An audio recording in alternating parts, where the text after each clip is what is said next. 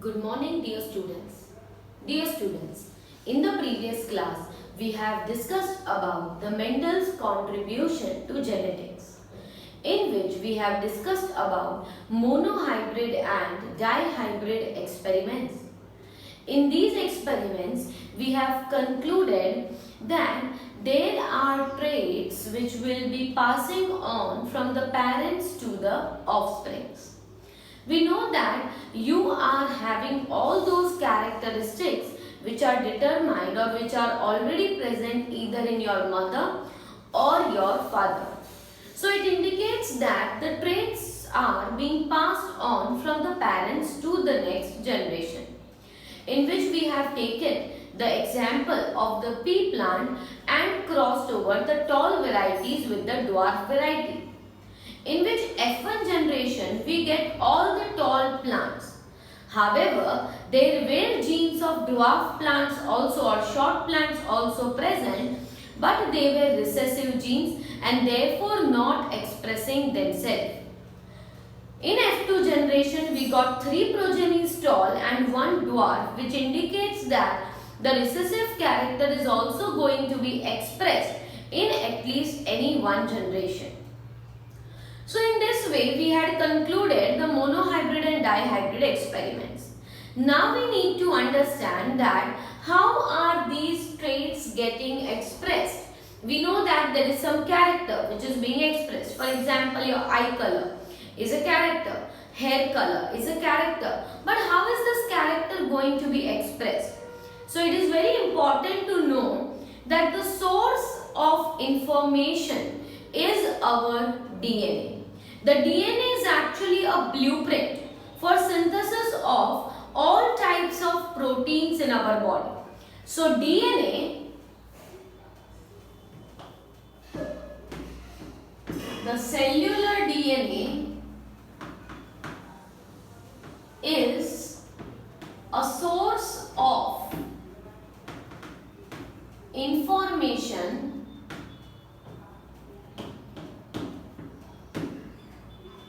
for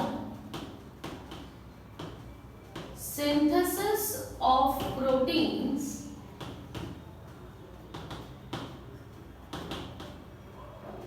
within the cell. So within the cell there will be synthesis of different types of proteins. अगर आपको पता है तो हम जो है we are able to synthesize several proteins on our own. We only depend upon some amino acids which we take from the other fruits and vegetables. But most of the proteins which are required by our body, all of them are synthesized in our body. And therefore it is said that who determines this synthesis of proteins? The information for making of the proteins is with the DNA present in our cell. DNA जो है वो एक genetic material है और वो एक information source है क्या करने के लिए, कोई भी तरह के प्रोटीन्स को सिंथेसाइज करने के लिए. Now this whole DNA does not determine one protein only. The DNA has small segments which are known as genes, and these genes will be determining the different types of proteins. So we will mention that the segment of DNA, the segment of DNA that contributes to synthesis of protein,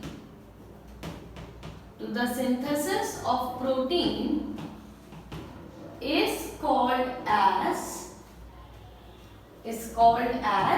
gene. कहने का मतलब ये है कि पूरे का पूरा DNA तो 2.2 मीटर्स लॉन्ग है.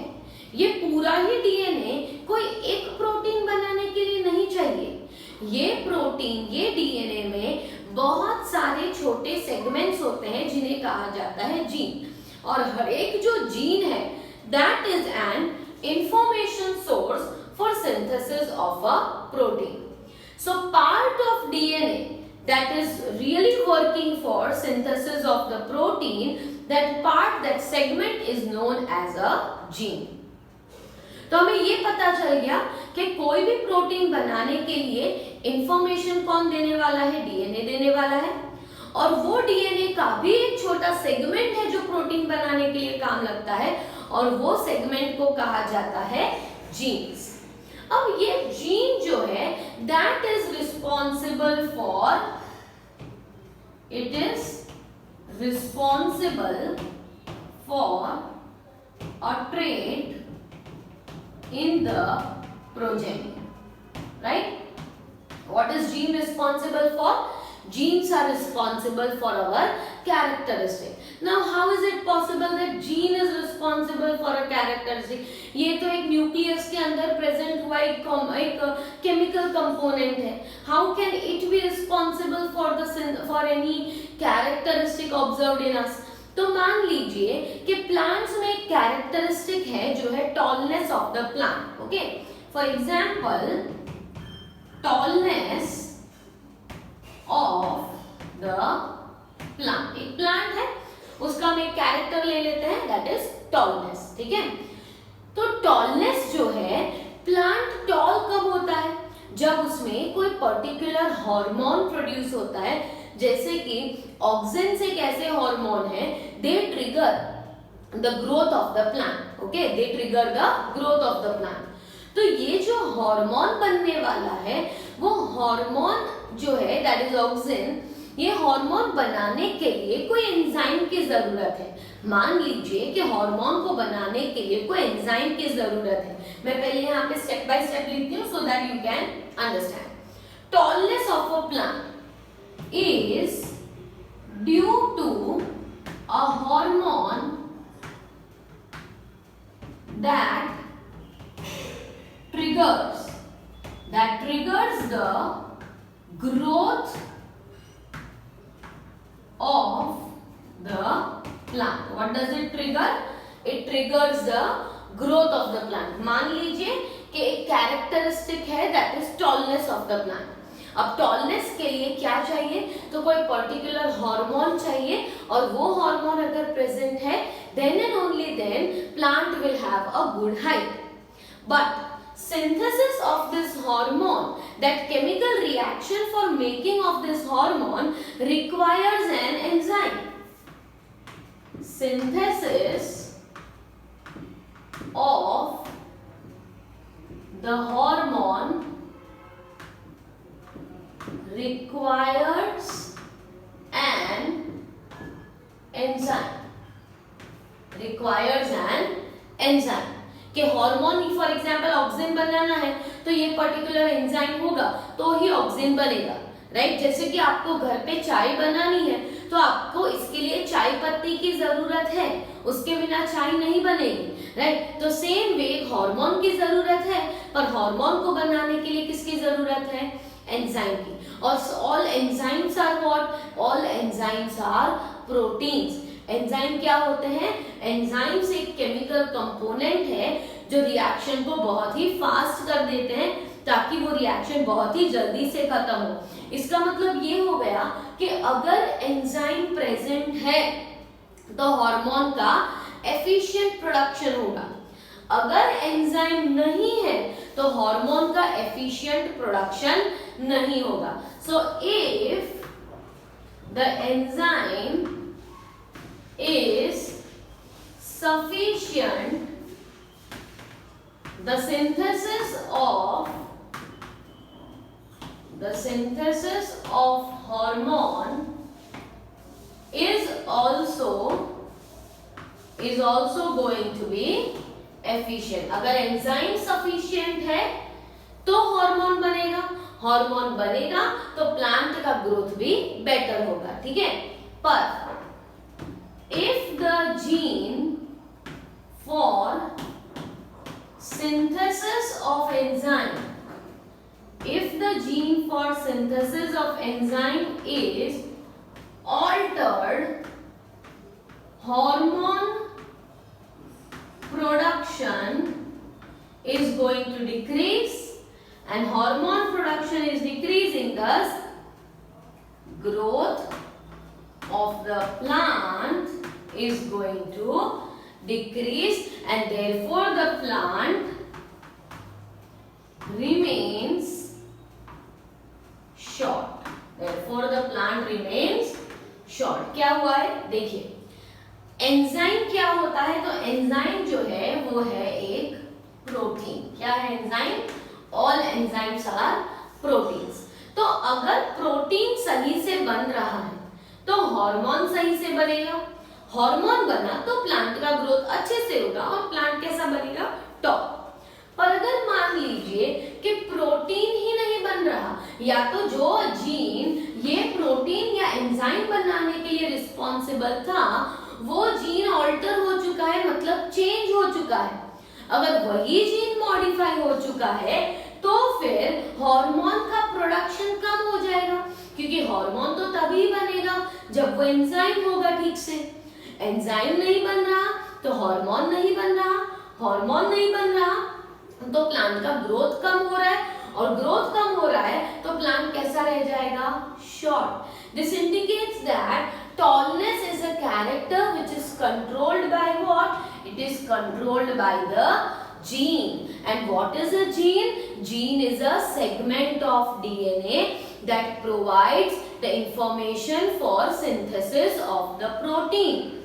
Gene is a segment of DNA that provides the information for the synthesis of the protein. तो ये बहुत ही ज्यादा समझने की चीज है. क्या समझने की चीज है? देखिए, सबसे पहले हमारी बॉडी का कोई भी कैरेक्टर हो वो किससे डिटरमाइन होता है? प्रोटीन से. हमारी बॉडी में कोई भी कैरेक्टरिस्टिक हो, स्किन कलर है, आई कलर है, हेयर कलर है, हाइट है, राइट, हर एक कैरेक्टर किससे डिटरमाइन होता है? प्रोटीन से. पर प्रोटीन्स बनते कैसे हैं? तो प्रोटीन्स के लिए इंफॉर्मेशन किसके पास है? जीन के पास है.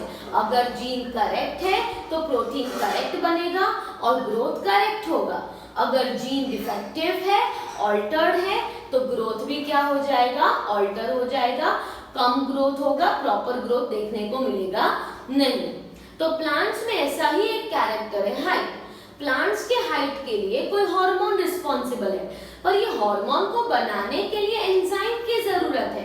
इसका मतलब ये हुआ कि अगर एंजाइम प्रॉपर है तो प्लांट का हार्मोन प्रॉपर है और उसका ग्रोथ प्रॉपर है. अगर एंजाइम डिफेक्टिव है तो प्लांट का ग्रोथ नहीं हो रहा, और ग्रोथ नहीं हो रहा मतलब प्लांट कैसा रह जाएगा? शॉर्ट. तो हमें ये पता चल गया कि जीन्स जो है they are responsible for a trait. पर ये जीन्स आते कहां से है? तो जीन्स जो है they are being determined from your parents, right.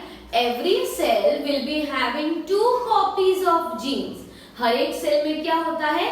2 copy of gene. क्यों 2 कॉपी होता है? क्योंकि अगर एक ही कॉपी जीन का होता और अगर वो नेक्स्ट सेल या नेक्स्ट जनरेशन में दे देते तो खुद के सेल के पास क्या रखते, राइट. इसीलिए हर एक सेल के अंदर क्या होता है?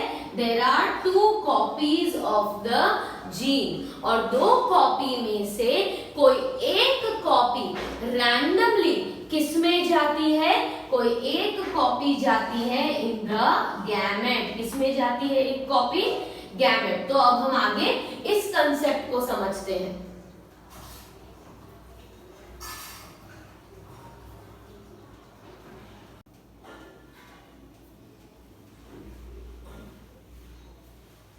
So we said that how the traits are going to be expressed. They are expressed because there is presence of the genes, and genes will be determining the proteins to be synthesized, and the proteins will indeed determine the characteristic that is observed in the offspring.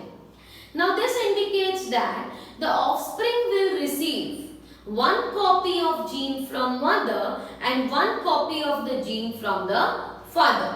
So here we can mention that the offsprings will obtain 1 copy of gene from mother and 1 from father, right? Why we have mentioned that one copy of gene? तो ये चीज बहुत ही important है कि for example हम हमारी height की बात करते हैं, तो हमारी हाइट के लिए मतलब हाइट के लिए मदर के पास कितने कॉपीज होते हैं जीन के? 2, और फादर के पास कितने कॉपीज होते हैं? 2, और दोनों में से जब एग सेल और स्पर्म सेल बनता है तो कितने कॉपी जर्म सेल्स में जाते हैं? सिर्फ एक ही कॉपी जाता है, राइट? यहाँ पे समझिए, मदर जो है she is having 2 genes for the height of the or responsible for the characteristic of height. Same way father also has 2 copies. This is with mother and this is with father. क्यों हम बोल रहे हैं 2 copy? क्योंकि अगर mother के पास एक ही copy होती और वही कॉपी अगर आगे प्रोजेनी मतलब ऑफस्प्रिंग में जाती तो मदर के पास हाइट के लिए कोई कैरेक्टर रहता ही नहीं।